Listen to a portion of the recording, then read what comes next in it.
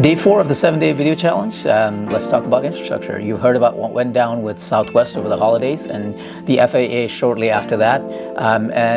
What's common between those two issues is the lack of infrastructure investments. The problem is that infrastructure is not sexy. It's not innovation. It's not cutting edge. And upgrading and fixing infrastructure is not something that's appreciated. It's kind of like that slow slog in the background that gets no attention. It's kind of like risk management in that sense. That core infrastructure is falling apart, but there's really no one fixing it. I saw it when I was in banking. I see it in nonprofits as well.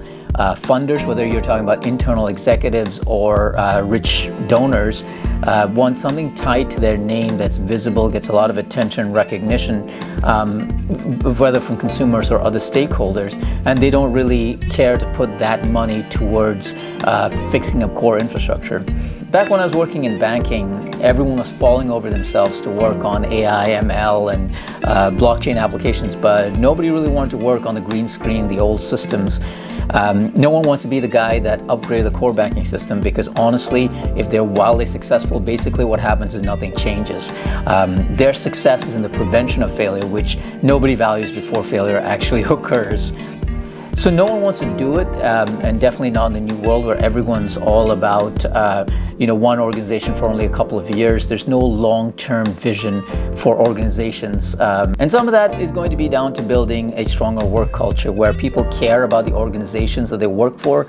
And to do this, that's a two-sided problem where work culture as a whole needs to change, because people won't value their work if the workplace doesn't value them. When we see large swaths of people being laid off at the hint of a downturn before it even actually appears, it makes them feel and makes us feel like we're a number, and it makes us less likely to work on projects that will be beneficial to the organization but doesn't maybe bring that value proposition for us. So we've got to really fix this, but in a more structural way.